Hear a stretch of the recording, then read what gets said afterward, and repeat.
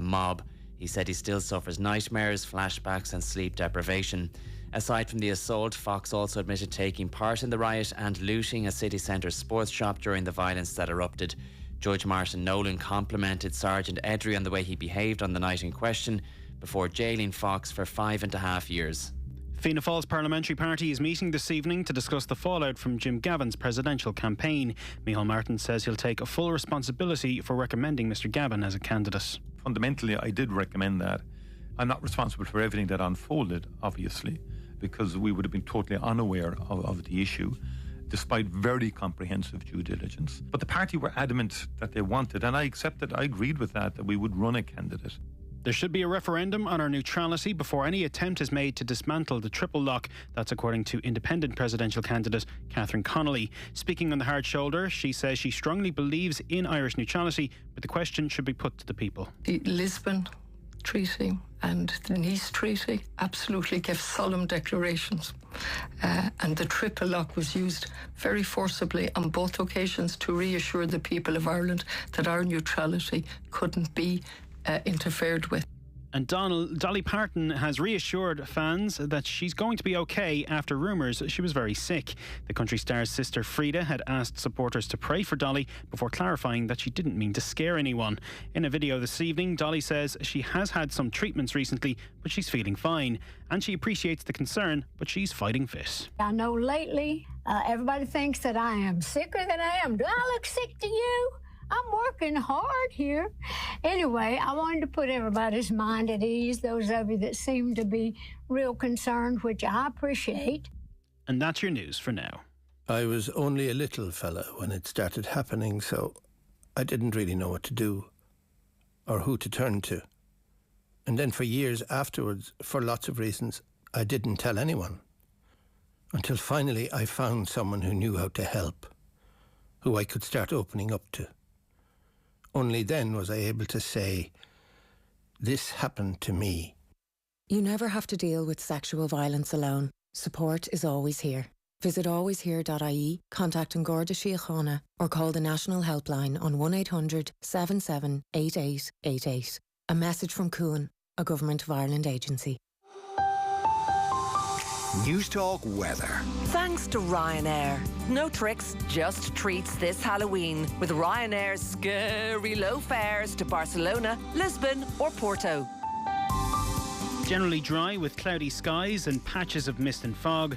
Light rain or drizzle in parts overnight. Light to moderate westerly or variable breezes. And lowest temperatures of 5 to 12 degrees.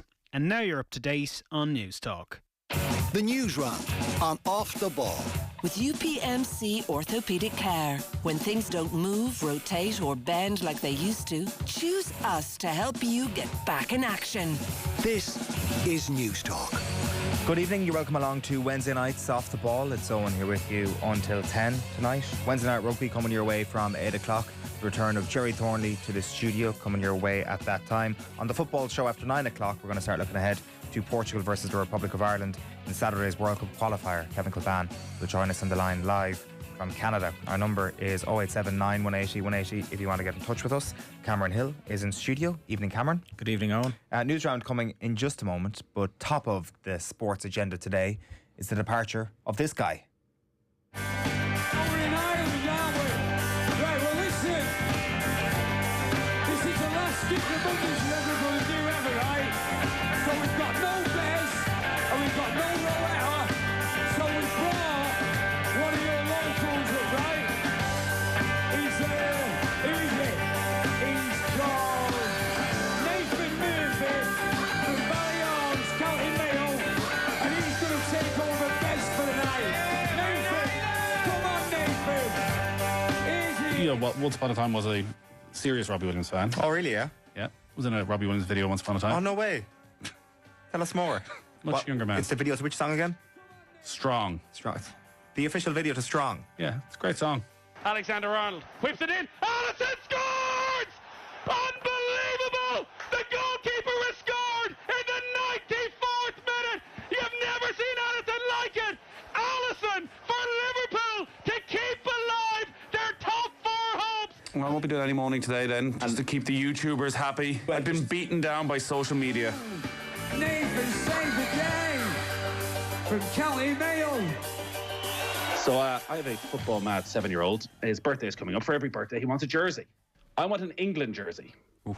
Is it worth the hassle? I don't really have an issue with this. I'm struggling to explain to him. I, obviously went with the 800 years of oppression and all that. He made the point, what's it got to do with Jack Grealish? Which I said, well, that's another complication that you may have here. We're walking down the 9th fairway at the K Club, Tuesday of the Irish Open. Sun is shining, and Grand Slam winner Rory McIlroy is with us. I know it's 6 months on, but I still like saying, well done. Thank you. I like hearing it too. So, thank you. Delighted to be joined on the line by the Open champion, Shane Lowry. How are you keeping, Shane? I'm good, thanks, yeah. Your wife's waiting for you. The reason I was annoying you was you don't understand. Our golf podcast has been accused of being a Jordan Spieth fan club in Ireland, and they're all meeting tomorrow up in Killeen Castle. Can you give them a big hello? Yeah, and say sure. Hi? Thank you very much. That's incredible. Thanks for the support. Brilliant. Thank you, Jordan. You got it. So you're defending John. You know John well? Have you worked with him? John has done some work with us, yeah. Have you? I bet he has, yeah. But as you say, you talk about that Bosnia night. John Walters was the one who scored the goals. Yeah. How many years ago was that? Will you be seeing John soon? I've no idea. Probably not now, I suspect. Time to talk to John Giles. Evening, John. Evening, Nathan. You're keeping well? I'm good, thank you. John Giles is with us on the line. Evening, John. Evening, Nathan. Evening, John. Evening, Nathan. Evening, John. Evening, Nathan. Really wore their hair It's in their done. knees and they've done it. History! History is made by the Republic of Ireland. They are going to the World Cup Finals. We're going to Australia. Surely. No, there's no surely. Screw you, accountants. You can't stop us now. Come on, Nathan. Come on, Nathan. That's the man. The man with the best plan. And of course, as he moves into a boardroom job, he would like to reverse what he said about all accountants in this building. Nathan Murphy, a very good evening to you. This is your last live show in studio with us. How are you feeling? I'm not sure how I'm feeling right now after that. Bloody hell. Quite a lot in there. Forgot about Jordan Spieth. Jordan Spieth couldn't get away from me quick enough. I basically cornered him down at Adair Manor that he simply had no choice but to talk to me. And it's about 6 minutes long, and if you're watching the video, you can see him just inch by inch moving further away from me, which is fair enough. Yeah, you couldn't quite tell the terror in his face with just that audio. We're going to bring you a selection of some of your favourite voices over the course of the next half an hour, maybe an hour. We'll see how many we have on standby. The first man is the tyrant, as he's known on the Crappy Quiz, Ger Gilroy. Very good evening to you. Oh, wow. Oh, look at this. Oh, how are you, lads? Nathan's becoming officially a pen pusher. He's given up his right to travel to all the world's great sporting cathedrals and has decided that he'd rather, become an Excel jockey. I don't know what's going on in his life. At the national station of the year, I think you'll find, Ger. Yeah. Easy come, easy go, buddy. You're joining them at literally the worst time. They've been riding high in the Jane Lowers. You're supposed to get it when they're on the very bottom. You're like maybe you're like David Moyes in this scenario, are you? What I would have really liked for my final day was one true leaderboard of all the crappy quizzes of the last 10 years. That would have been a good idea. That would have been a very good idea, in fact. Where I'd finish so you on can see top. how much Arthur was ahead of you? No. The last 18 months doesn't count. Arthur had it too simple. Yeah, no, he definitely ran away with it in the last little while. We're going to have Kevin Kilban on with us a little later on, and maybe, Nathan, you'll be able to tell us about actually poaching Kevin Kilban back in 2016. How did you poach Nathan Murphy back in, 2013, Ger? Oh, well, I told this story in the office a little bit earlier on, and very first time I ever met Nathan properly was, I think, whenever the Irish Open was on in Killarney. Nathan spent the weekend drinking and shouting at me about how Mayo were a superior football outfit to Kildare. And I was like, oh, this guy, yeah, he's got strong opinions. Lot of energy. He was also bragging about how superior Today FM were to News Talk. I don't know if everybody, this is very inside baseball, but they're on the 4th floor and we're on the 3rd floor. And there was a period where they had a fancy coffee machine and we weren't supposed to be allowed to use their coffee machine, which obviously, we would just walk up and use the coffee machine. And if anybody was going to stop us, there would have been a bit of a fight. Nathan would also brag about how the Today FM Christmas parties were absolutely epic. So I look forward to my invite to next year's Christmas party where he's Salty counting, screw you, buddy. Without going too inside baseball, my first Christmas party in Newstalk was upstairs in the Donoghue's pub, and the bar shut at 11 o'clock, and all my former colleagues in Today FM were texting me from the Powers Court Hotel. So I think it was right to be bitter. There you go. So that was how it started, and then second captain's left, and straight away into my DMs there's Nathan Murphy going, hey, didn't happen. The timelines don't stack up here, Jared. The timelines don't stack up. Didn't happen. Is that not what happened? Somebody like, you need a lad from the country with a Murphy surname. This is like Katie's hater sliding into Eddie Hearn's DMs. Please represent me. Basically, yeah. So I'm a sleazy white boy from London, and he's a world champion, God-fearing. Yeah, fair enough. What was, in your opinion, the highlight of Nathan Murphy's time here? Is this a bit where I'm supposed to be serious and tell you the truth, or are we, it's your tapestry. Do what you want with it. It's gone from the stage. If I thought the montage was nice and enough, and now I'm sort of into the, this won't be winning any awards next year, this hour of radio. Occasionally you get a phone call and you're like, were you listening? I was like, no, and it would always be good, because it's probably better you didn't hear this live. And there'd be various incidents where maybe a line was left up and people were conversing, not knowing they were on air, or the full live version with all the swears would go out unedited on the radio from time to time, and Nathan would have to ring and break this news to you, and you'd be like, all right, it's okay. But I knew he would be able to fix it somehow by just smiling his way through whatever complaints were coming from the then station boss, Patricia Monaghan. Nathan always had the executives on his side. If you ever noticed that, it's like, and now here he is reaping the rewards of that. Just a nice person. Try it sometime. It sounds like 12 years of an inside agent job here downstairs, where you finally gone back with all the information and all the things that you learned. Exactly. Yeah. It was the long, very long play he was playing. Honestly, all joking aside, when Nathan's commentating, you can feel the atmosphere crackle. And it's like radio has texture if it's done properly.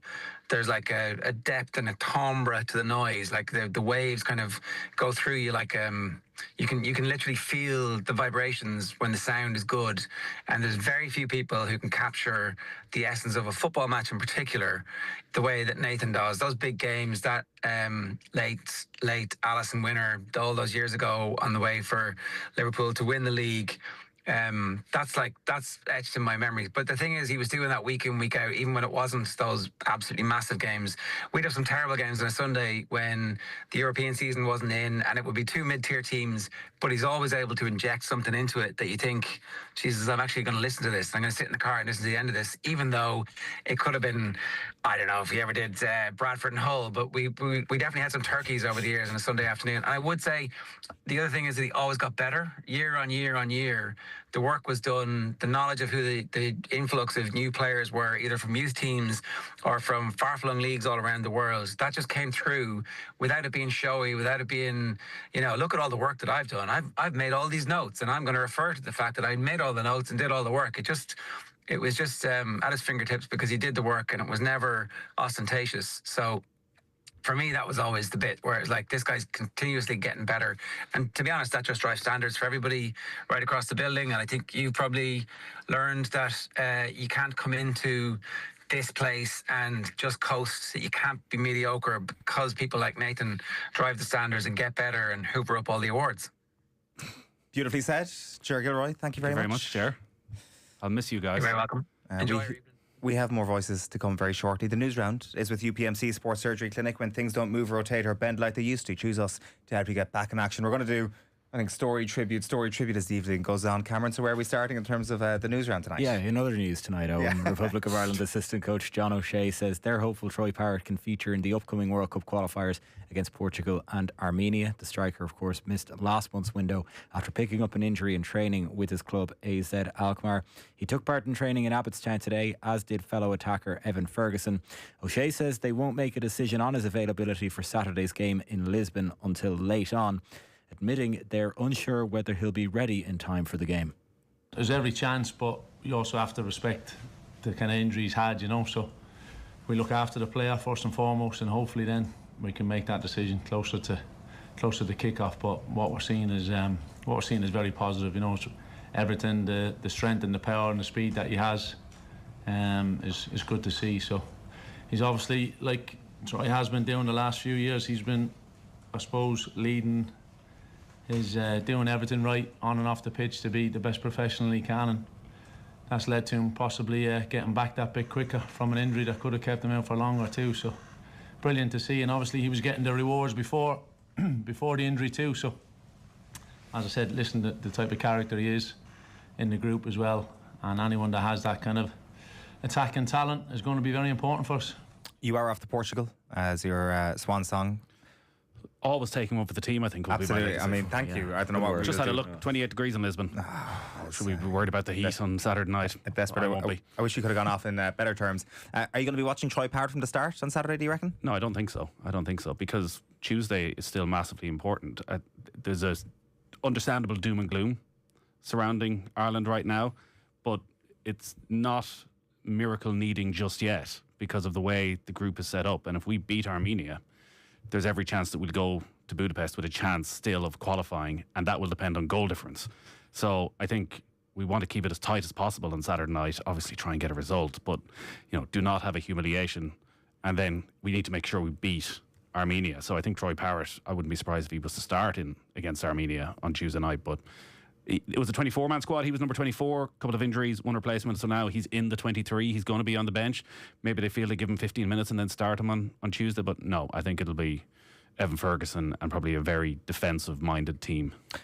The reflex here is that Ireland have been okay in recent years against very good teams. Like you think about Stephen Kenny. Like you think about Mike Magnon's save against France. You think about the near miss in Faro. But then you're like, actually, the most recent game we have against a superpower is the England game where Ireland got hammered. In the second half, when we had a player sent off and it all just disintegrated, and probably raises greater questions around the mentality of this team as to how it all fell apart and how quickly it did. I'd also be worried about the 2-0 against England where we barely touched the ball and Jack Grealish looked like Ronaldo and Messi all rolled into one. So yeah, I think Stephen Kenny's era was marked by really good performances, but not the results against the best teams. We have a small sample size under Hallgrimsson, and it's not pretty.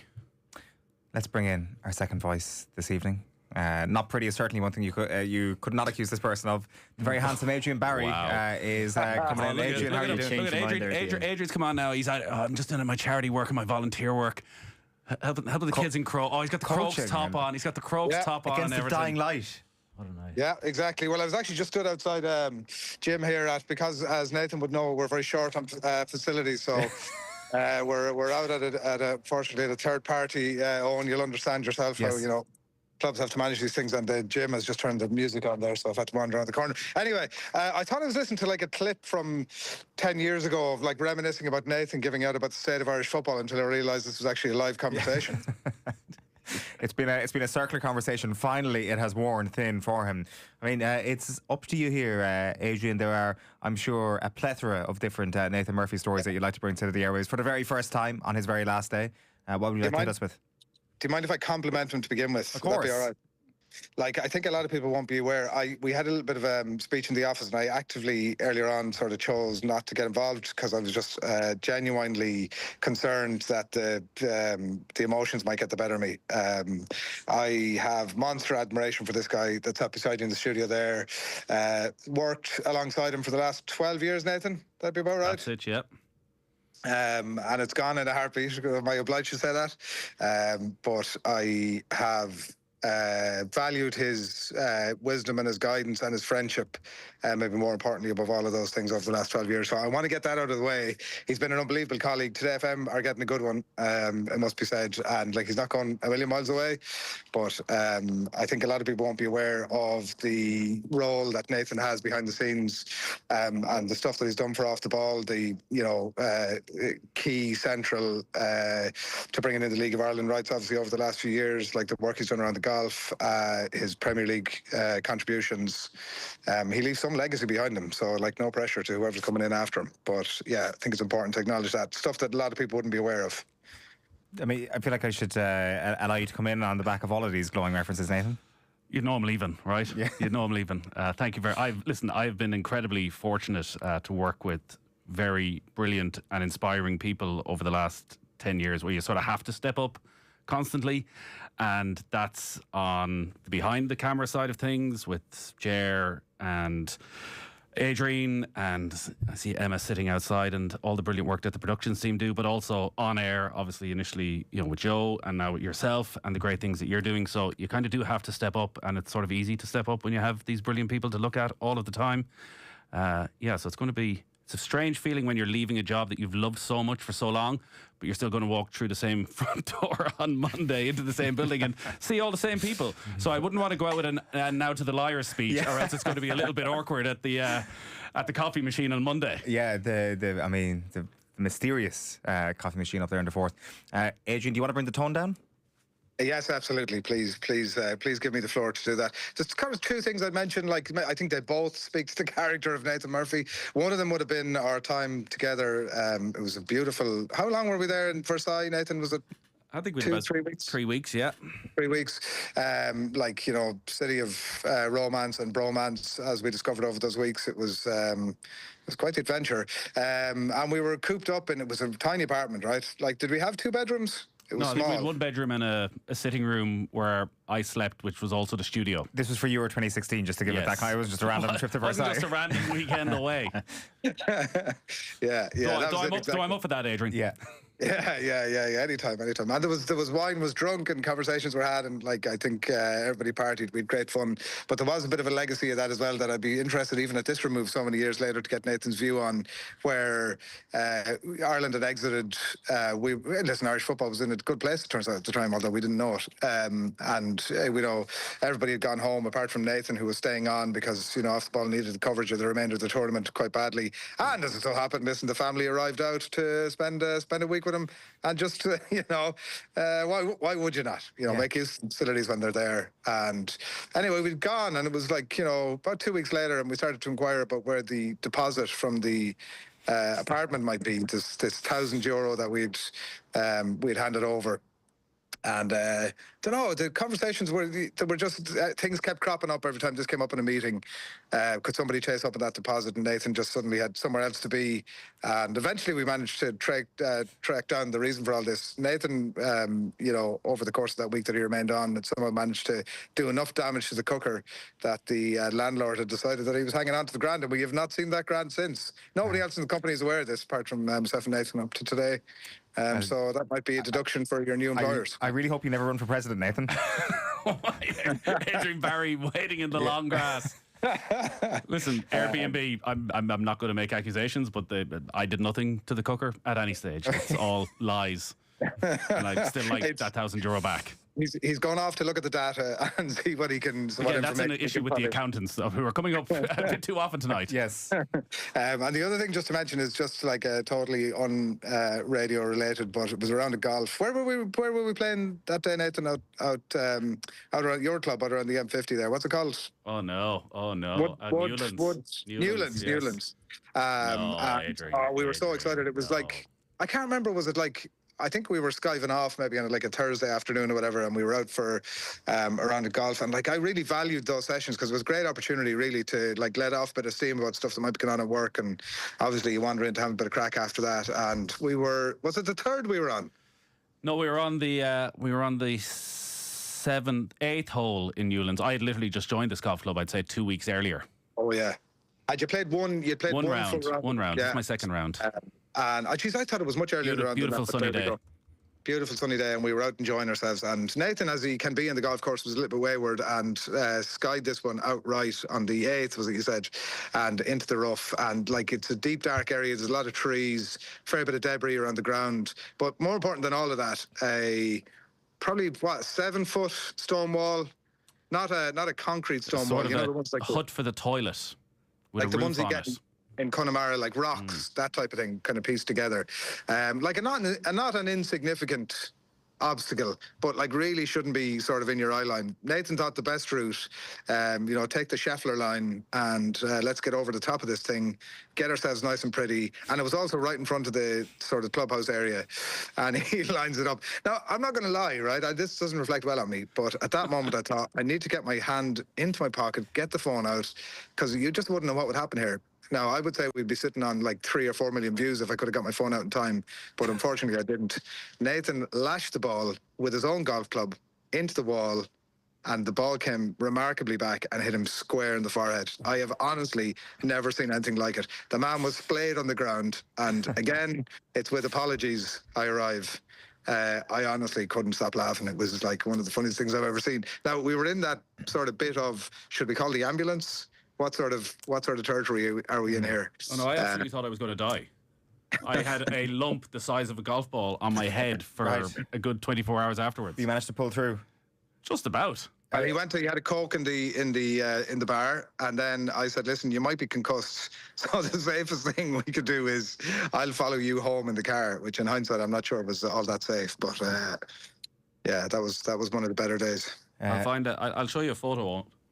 Well, I can tell you that is a sizable. That is 2 golf balls worth of a lump on the right temple. I'd never told anyone that in Newlands for shame, for obvious reasons, and for also absolute shame. So I'm glad you brought that out. As now former host of Golf Weekly, I think it's a safe space. Adrian Barry, thank you very much for dialing in from a dark-looking Kilmacud. Appreciate that.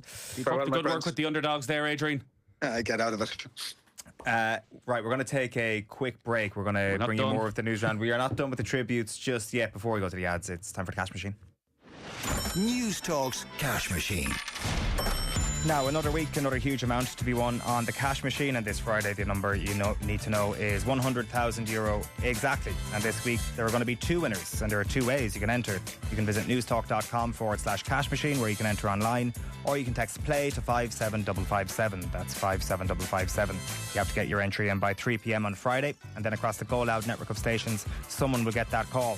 If your phone rings, you have to answer it within 5 rings. Give us the exact amount in euro and cent, and you'll win the cash. So remember that amount one more time, €100,000 exactly. Over 18s only. Text costs €2.50 plus your standard message rate to play.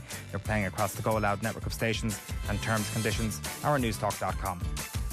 The News Round on Off the Ball. With UPMC Sports Surgery Clinic. When things don't move, rotate or bend like they used to, choose us to help you get back in action. This is News Talk.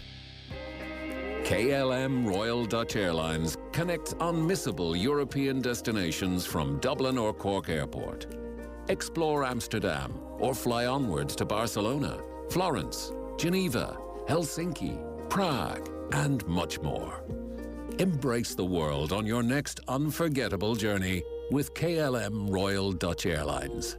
Book now at klm.ie. What is Vodafone SIM only? Well, it's the same great Vodafone reliability with unlimited calls, texts and data on the same great Vodafone network for just €25 a month. Perfect when you don't need us to do the phone part. Vodafone. Together we can. New customers and those switching to our 24-month, €25 SIM-only plan. Each April, the price of your plan will increase by €2.50 per month. Full terms, see vodafone.ie/terms. Replacing your old windows and doors? Then choose Omnia by Fairco. An exclusive range of windows and doors with superior thermal efficiency, exceptional noise reduction, and over 20 unique styles and colours. Omnia by Fairco ensures your home is warm, quiet and secure. So before you decide, search fairco.ie and visit our showrooms in Deans Grange and Santry. Invest wisely. Invest once. Fairco Windows and Doors. Upgrading homes for over 30 years. There's always so much to take care of.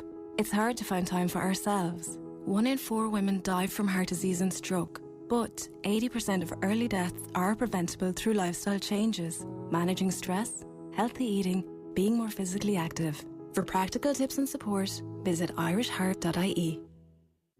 Planning your dream home update? Now's the perfect time with the Tile Style Autumn Sale. Enjoy 40% off all in-stock tiles, including the exquisite Porcelanosa collection. And that's not all. Discover incredible savings on luxury bathrooms, fitted kitchens and wood flooring too. Shop in-store at Ballymount or online at tilestyle.ie. But hurry, only while stocks last. Limited exclusions apply. Tile Style. Dream homes made simple. The IMRO award-winning sports programme. Off the Ball. This is News Talk. 6 holes in and we still haven't had a hole-in-one on the putt-off. Not from decade-long European Tour pro Gary Murphy. Not from European Tour winner Peter Lowry. And not from 3-time major champion Padraig Harrington. Oh. 3 in a row. 3 in a row. Oh, sorry. Oh, Nate, I've forgotten about you. Forget about me.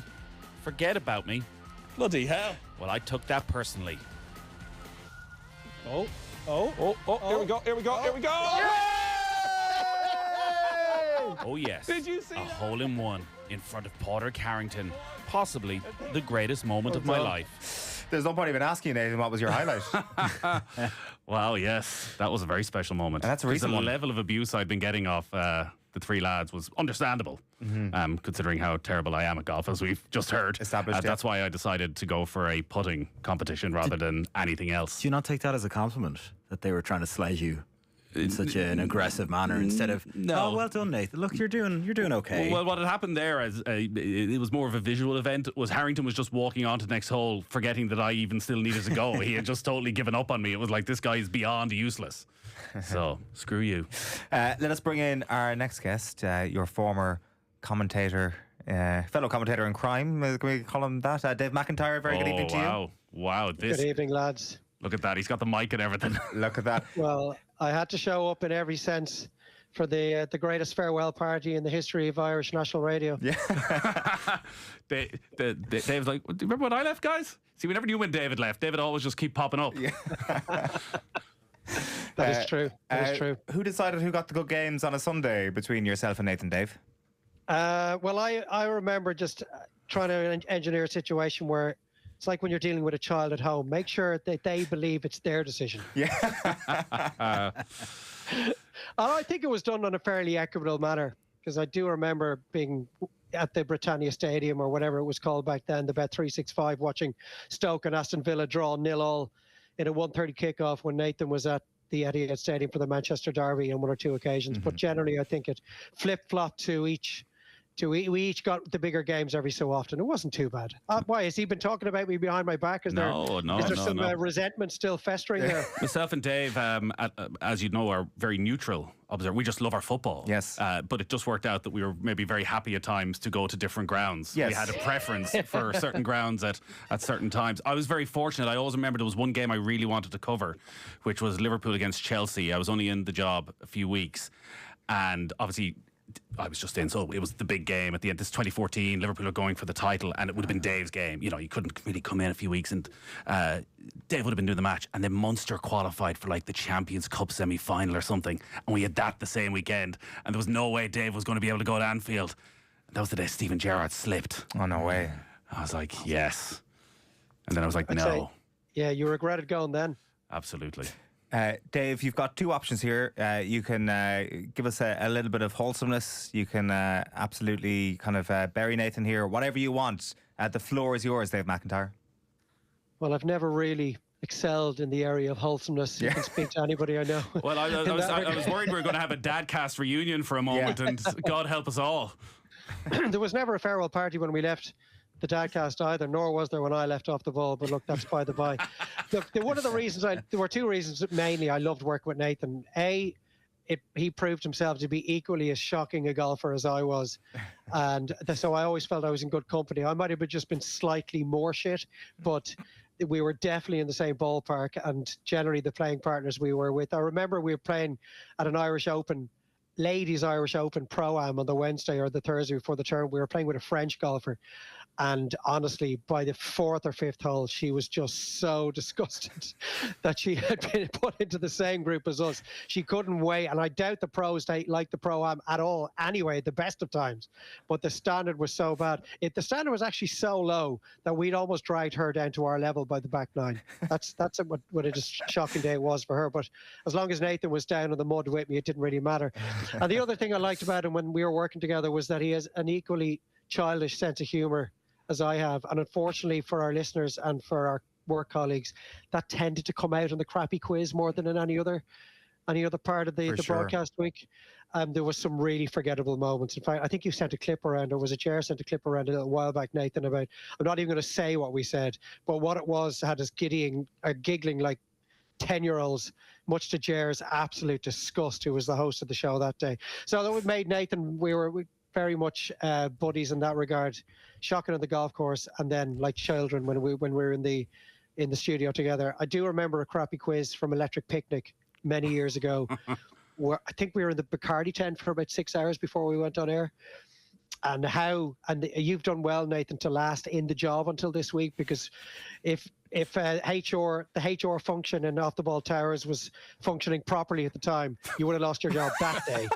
Babe, he's still staying in the company. I'm still here. And also, my memory of that, Dave, is Dave had one or two too many Bacardis, and poor old Brian O'Driscoll, who had come down alongside us for that crappy quiz, was getting both barrels. Right. He's never done an EP since, I believe. Never seen, or has Dave. Nor has Dave. Yeah, funnily enough, I've never been asked back. Listen, Dave, thank you very much for popping on the show this evening. Good to have you back. No problem. Glad to contribute. Best of luck with the new venture, Nathan. Thank you very much, Dave. When I was joining Off the Ball, I went and I met Dave for coffee a few times, because Dave was obviously and is Ireland's leading commentator. And, you know, do you want to make the move? Do you not want to make the move? News Talk was a very different station back then. And Dave was like, your job is literally going to be going to Premier League matches. Yeah. Like, why would you not do that? Yeah. I was like, actually, that sort of sums it up. That does sort of sum it up. That not occurred to you, no?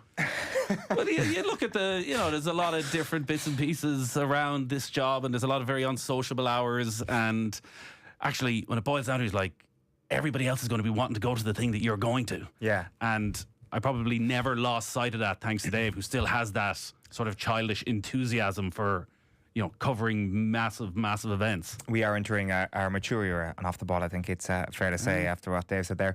Cameron, we've got completely waylaid from your news round. What is our next story?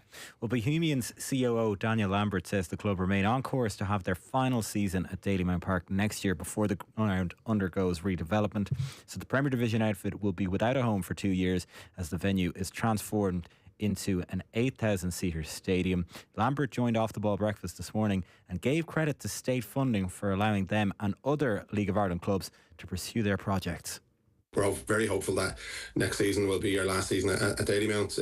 Our AGM is coming up in a couple of weeks, and there'll be kind of full discussion with the membership, and it'll probably be it'll be public after that in terms of the plans. But I think it's in a really good place and can't come soon enough for us. We've said that, but likewise with Sligo, like the LSSAF grant at the end of last year, Dalymount was the biggest grant in it. It's just under 25 million. Sligo got a really good size grant. I can't remember the exact figure for themselves. Like, we should recognise the support of the state here, both in the announcement yesterday, but Dalymount support. We applied for a sports capital grant for the Oscar Traynor Centre. It was close to €500,000, and many other League of Ireland clubs received similar. So there is support coming from different directions and they weren't there in the past, and they need to be there. Facilities are essential, and look, I've said it before, I do think in the new Dalymount we'll sell out the 8,500 week in, week out as well, and that will be really beneficial to our fan-owned model. Yeah, you can listen back to that full piece with Ger Cullum that Daniel Lambert did earlier on. With regards to international football then, Cameron, there's going to be a nervous wait for Pico Lopez. Yeah, he has to wait until Monday before his country, Cape Verde, find out if they're going to make an appearance in a first ever World Cup. They missed the chance to book their place at the 2026 finals today after a 3-3 draw with Libya, which included Lopez turning the ball into his own nets after just 46 seconds in Tripoli. Now, a win over Eswatini on Monday will see the Blue Sharks qualify automatically as group winners. They would become the second smallest nation to appear at the tournament. You were looking at a bit of this earlier on, Nathan. There was an outrageous offside call. Yeah, it was a mad game with Pico, scoring an early own goal. They come from 3-1 down, and then right at the end of the game, the most ridiculous offside call. He's about 4 yards onside. Now, he's still a long way to go to goal, but if they score that, they qualify. Now, they're playing the worst team in their group, a game that they should win, so they should still be fine, because we had that great stat, which was that Pico Lopez will be the only Irish man born after Italia 90 to play at a World Cup. Wow. Yeah, that is absolutely mental. We're going to have a Mayo voice on the show a little later on in Kevin Kilban, but it's time to bring in the Mayo voice, David Brady. Good evening. Oh, wow. Oh, well, this is as good as it gets. Thanks. My voice is gone because I'm speechless. Murph, I actually didn't hear the news until Eoin messaged me this evening. Do you not read the Mayo News? You know what? There's a times are tough now. I can't even afford a newspaper. But this is Murph. You know what? And we were always proud of you. But well done, well done. Is it chief of the whole borough group? Is our Let's go. That's what the Mayo News was going with, I think, initially. You know what? I'm going. There's only one place you were going, and that was to the top, in all fairness. Delighted for you. Thanks very much, DB. Thanks very much. Absolutely. Jesus, fair play. Good things happen to good people. Really, really, really mean it. Did he fly the flag on behalf of Mayo in an honourable fashion over the last 12 years, David? Is it 12 years? 12 years. I thought it was 15. Yeah, Jesus. 12, look at Murph, the greatest compliment I can give to you. I used to meet people out, or people after games, and they'd ask, come here and I ask you. I'm going, yeah? What's Murphy like? Like, is Nathan as sound as he comes across? And these are Mayo people that would be very proud, but a bit from a national context. And what do you say? You know what? I always says, you know what? He's one of our own, and he's as a vocabulary in Mayo, he sounds a pound. And if you can say that about someone, you won't go too far wrong. For me, and you know what? I'm looking back on my WhatsApps here, Murph, to 2015. Asking him for tickets, I'd say, for a match. Well, with tickets, but tell me and I'll say nothing. So he wanted the inside of the inside, the things that I couldn't tell publicly, but I go, okay, Murph, I'll tell you this. I give you a little insight. There was a couple of years of madness around Mayo football. My greatest ever appearance on air was not even on air. It was sitting in the production box, producing the Saturday panel when David Brady gave the great line of Jim McGuinness being down training the Mayo footballers, and then the text comes in saying, never happened. Stephen Rochford has never met Jim McGuinness in his life. Yeah, I've never met Jim McGuinness. I went, can I just tell you something now? I remember it, and I got, oh right, it was. No, I didn't come out with it at the start. It wouldn't be like me to come out with something that'd be left wing. But yeah, I got the text in the Saturday panel, and I'm going. Actually, Stephen Rochford has never met Jim McGuinness. On the way, I got the text on the way to. As the boys were on the way to Dublin for the night before the All Ireland final in the team bus. Wow. Do you know what my highlight is, Murph? And it stands out. 2017 in the Olympia. Absolutely one of the. I'll never forget it. It was just, I think. The night after you lost the car. That's right. Yeah. That was a busy weekend. I lost the car on the Friday night, and we're in the Olympia, and I got absolutely hung, thrown, and quartered. But we had the legendary Sean Boylan and Charlie Redmond and Liam Mack. I think James Horn. It was a special night. And I think it encapsulated everything that is and has and still is good about Off the Ball and the people that have brought it to where it is. It's 7 years ago and it's 12 years of your career, Murph. But we had good times. But it's easy do it, and it's easy converse in a studio or on a line with people like yourself. For sure. Thanks very much, Stevie. Let's stay in touch. Mayo for Sam next year? Yeah. Don't ever forget where you come from now, Murph, that you're the CEO and that you're... not the CEO either. Well, you're as big as you can get. You're as big as you want to be in DV's world. That's all that matters. Yeah, you have a few years, but everyone is proud of you in Ballyhonus, everyone is proud of you in Mayo, and you've been a credit. Maybe I was the curse for the last 12 years. Well, look at, yeah. But enjoy it, and it's been an absolute pleasure. And we will definitely see you around. We'll see you in Crow Park in the end of July with the help of God. You're a good man. David Brady, thank you. Look after yourself. See you, Mark. Appreciate it. Thanks. It will be quite the timing if they were to go ahead and win Sam in the next couple of years. I think that my departure is irrelevant to that, but Andy Moran is, we've obviously got a great connection with Andy, and what a brilliant part of Off the Ball and the football pod Andy was as well, so we've full belief. Those were a great couple of years, I have to say. Obviously, when Mayo were right there, centre of everything, we had you down outside McHale Park late on it. Was that a Monday night? Tuck shop closed. Yeah. That great moment where in the Mayo County Board the message was, could people stop leaking everything that's happening in these meetings to Off the Ball? And then while the meeting was still on, we were able to repeat that message live on air. It turns out those were the good days for the Mayo County Board. Yeah, wistful days. We've got time for a couple of more stories, Cameron. I think there's another football story or two before we move on to the rugby. The first billionaire footballer, that's Cristiano Ronaldo, as referenced in the Bloomberg Billionaires Index today, Eoin. When he joined Saudi side Al Nassr in 2022, Ronaldo was reportedly earning close to €4 million a week. So billionaire status confirmed today for CR7. On to the rugby then. Munster Rugby CEO Eoin Flanagan doesn't think that the maths will add up for potential investors in R360. Leading unions, including the IRFU, have warned that R360 could be enormously harmful to the game and that players face international bans if they sign up to the breakaway league. Now, Flanagan also says they're open to playing a URC game in the US in the coming years. The Sharks are owned by US-based consortium MVM Holdings, and the South African franchise have been holding talks with the URC about hosting a match in America. Now, Flanagan says Munster would be reluctant to move one of their home fixtures, but they'd consider playing an away game in the States. Every sport, every tournament is looking at playing games in new territories to grow their fan base. We would be foolish if we weren't doing the same. But again, we've had initial conversations about playing an away fixture. So we're not talking about moving a game from Cork or from Limerick. We're talking about moving one of our away fixtures. So we've had discussions with the Sharks in Durban for 2 seasons now about the game in Durban being moved to a game in the States instead.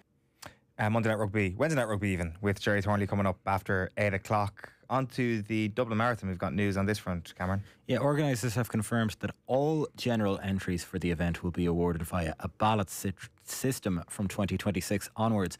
That change means that the priority entry window for past participants will be scrapped. Organisers believe the new entry procedure will create a fairer balance between past participants and first-time runners. They also estimate that around 70% of places in recent editions have gone to returning runners, leaving limited opportunity for debutants. Harry's been in touch to ask Nathan moving upstairs, is it? Yes, that's true. He's moving on to Today FM. Hilton says, good luck in your next venture, Nathan. The show will be poor without you. And John in Waterford says, first child, now Nathan, you'll be missed. Some of the best football chat around, and really shone a light on the League of Ireland. Thank you very much. So, you were instrumental in bringing Friday nights to the masses. Getting out just before the season ends. Yeah, exactly. Right before Rovers clinch the title on Friday night, a game we're going to have live, by the way. We should finish up the news round on a golf story. I mean, of course, yes. Yeah, what have you got for us, Cameron? Yeah, there was no darts today, so golf will have to do it. There's darts this evening. Yeah, I knew it. Come on. World Grand Prix. World Grand Prix. Yeah, we're going out to watch that next. But in lieu of that, go with the golf. Colin Morikawa, he says he's not taking the blame for the behaviour of American fans at last month's Ryder Cup, but admits that their behaviour crossed the line. In the build-up to the event at Bethpage Black last month, Morikawa said he hoped the opening day would be absolute chaos. Now, the two-time major winner claims today that his comments were taken a little out of context.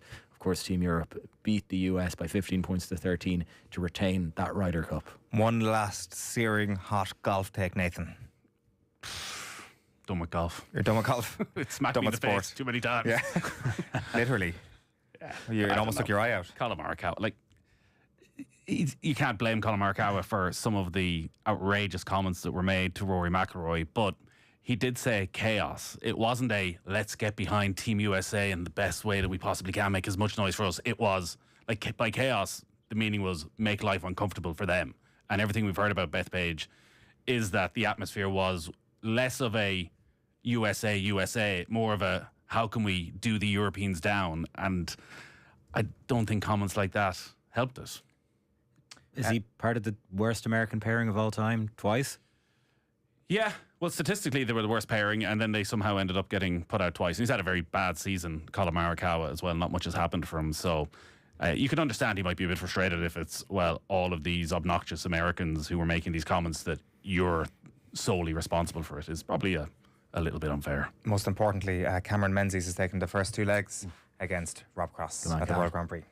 Cameron, thank you for tonight's Newsround. We'll take one last break. This hour we'll be back with 1 or 2 more Nathan tributes before the 8 o'clock news. Off the ball on News Talk. Have you ever wondered why we laugh? Now, this is the type of laughter that chimpanzees do. Or if you can really die of a broken heart? It's the brain that says, oh, that's painful. Join Professor Luke O'Neill on the Show Me the Science podcast as he tackles a different issue each week, from the serious to the silly, all explained through science. Do bulls get angry at the colour red? New episodes available every Thursday on the News Talk app, powered by Go Loud. At FBD, we've contributed over €400,000 in advertising support to businesses across Ireland since 2024. And in 2026, 15 more lucky businesses will receive €25,000 worth of advertising each to fuel their business dreams. So, whether it's a fully booked month, opening a second store, or growing your team, you can apply at fbd.ie/dreams. FBD Insurance. Support. It's what we do. Competition T's and C's apply. FBD Insurance PLC is regulated by the Central Bank of Ireland. Looking for a great way to reward and thank your hardworking team this Christmas? Choose a gift that gives back. With the Dunstores gift card, the more you gift, the more you save with a tax-free allowance of up to €1,500. Think instant gifting, instant delivery with an e-gift card your employees can use across all our departments, in-store and online. The Dunstores gift card. Perfect for everyone. Terms, conditions and exclusions apply. Without people like you, our efforts would fall flat. But when people like you give blood, someone in need gets a lifeline. Maybe someone just like you. We never get to choose when to need blood, but we can choose when to give. Find out how to become a donor at giveblood.ie. We count on you. Investing in Elstone's Venture Fund 2, you're not just investing in Ireland's first All-Ireland Venture Fund, you're investing in Ireland, in tomorrow's entrepreneurs and the potential for strong returns. Build a diversified portfolio across the best Irish startups. Get up to 30% EIIS tax relief so it costs you less to invest. Qualifying investors can be part of something bigger. Back Irish companies, create jobs and strengthen the domestic economy. Visit elkstonepartners.com to learn more. This is a marketing communication intended for professional and qualifying investors only. It is not suitable for retail investors. The value of your investment may go down as well as up. Elkstone Private Advisors Limited, trading as Elkstone, Elkstone Wealth, Elkstone Private and Elkstone Ventures, is regulated by the Central Bank of Ireland. The Fruit People. More than just fruit. From fresh snacks and coffee to fridge favourites and pantry essentials, everything your office kitchen needs with no hassle. One reliable partner and a happier, healthier team. Discover more at thefruitpeople.ie. The IMRO award-winning sports programme. Off the ball. This is News Talk. Does any part of it, though, when you look at, say, so John Walters is in that camp and he's in that situation where at club level he doesn't really have to train, his body can't take training, comes into Ireland camp, that's relayed to the medical staff. There again, he can do 1 session out of 3. That's kind of modern football, and that you may have to change your ways? No, honestly, that is nonsense. This is the danger of the game. Don't get me started on John. I tell you, I've worked with John Walters. I've worked with John. He was demanding to leave Ipswich when I was down there. Talks a good game. And imagine if he had a good CV. Imagine if he won a trophy. Well, he went on to have a good career as a professional. Sorry? He went on to have a good career as a professional. He done okay. And the games he was fit for with Ireland, he done well, I have to say. But towards the end, when players are turning up and creating stuff, do me a favour. So you're defending John. You know John well? Have you worked with him? John has done some work with us, yeah. Have you? I bet he has, yeah. But as you say, you talk about that Bosnia night. John Walters was the one who scored the goals. Well, yeah. How many years ago was that? So is he going to live off that? Like a certain player scored against Holland. You live off that for the next 20, 30 years.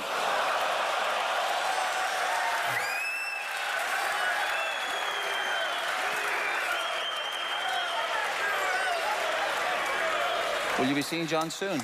I've no idea. Probably not now, I suspect. That's not my best to him. The most unforgettable couple hours of your time in Off the Ball? Highlight or a low light? I'm still not quite sure.